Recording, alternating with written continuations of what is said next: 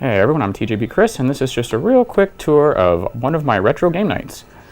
Every so often I invite some friends over, like today, and we set up a retro game night where I set up stations with classic game consoles or their mini equivalents, and then I bring out computers from the computer room, and ones you've seen on the channel before, one here that you haven't, and we play games, eat junk food, drink beer or whiskey or whatever, and just have a really great time enjoying all this great retro tech and all the fun it can still offer us. So let's take a look at each of the stations and what I've got set up. And first up is the Tandy 4825SX. You've seen this on the channel a number of times. And you'll notice with these stations, I set up a little information stand where I print out catalog listings and the like, specs, info, and all that great stuff, and put out some other things that kind of fit it. In this case, I've just got a copy of Windows 95.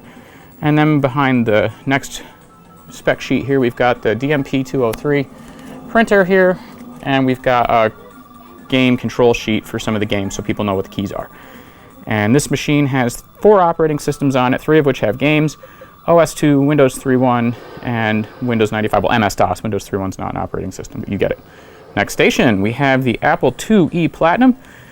This computer's been seen on the channel before as well, and it is a game night classic. In fact, I spent the other night making floppy disks for it. And in typical Apple fashion, I took advantage of the fact that I could punch additional write protect notches in with a hole punch and created flippy disks as you would do in Apple II. I even got myself my original manual set here ready to go with the Apple II, and I've got my floppy emu, so you've got the real floppy experience plus a whole cache of additional games via Action Replay. And again, the joystick, craft joystick, and the spec sheet here, specs and info and all the great stuff. That is the Apple IIe.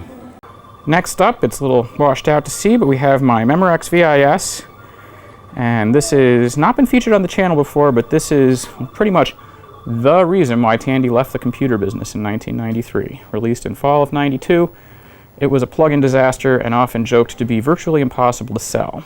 And so I'll get into that in more detail, and the VIS in more detail in future videos. I really love the VIS, and despite what some might think of it, it is a Tandy computer.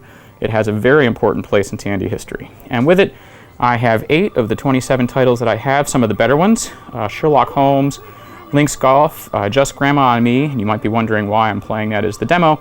That's because it plays by itself, and I can leave it alone for a while and have it flash and blink and stuff. We also have Rick Ribbit, and we have, let's see, there's a couple of others. Well, some real shovelware, a Western art thing, an anthology thing, and something else. I've also got a couple of inbox hand controllers, one inbox hand controller, another spare. I have another inbox hand controller not out, and a sampler disc just recently given to me by somebody else in the community, so thank you for that.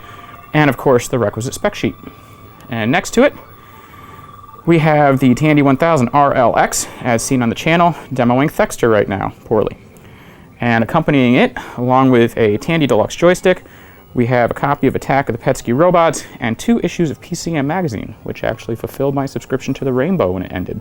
I was a subscriber at the very end, probably the very last new subscriber the Rainbow ever got. And this has a whole mix of DOS games on it and all sorts of fun with requisite spec sheet. And finally, let's move over to the Nintendo station. So over here we have a Super NES Classic with some Nintendo bits with it. Here we have Big Yoshi and some little Yoshi friends, and a question block that the battery's dead, but normally when you punch the bottom of it, of course, it will make coin sounds and sometimes a 1-up. And of course we have the requisite specs and info. And on the other side of the table, in this corner, the other contender, the NES Classic, which right now is playing Mario 2, with a Goomba, another Yoshi, the requisite spec sheet, and its box. Sadly, the NES Classic only came with 1 controller, and I don't have another one. And when we're done with this, we'll probably retire to something a little more relaxing and modern, something like Jackbox games or the like. But nothing is more fun than good friends and really giving the retro computers a purpose. If you have a collection like this, be it Tandy, Apple, Atari, Commodore, whatever it is, and you have the space to do it, break them out, set them up, have your friends over, and really relish in all the fun these machines can still bring you. I'll let you in on a little secret. These game nights weren't even my idea. A friend suggested them.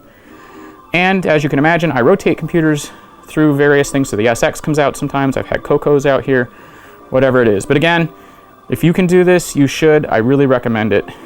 So that's going to do it. Thanks for joining me. I just figured you'd like a little glimpse into some of what we do with these computers when I'm not being a dork with them on the channel. Thanks for watching, and we'll catch you next time.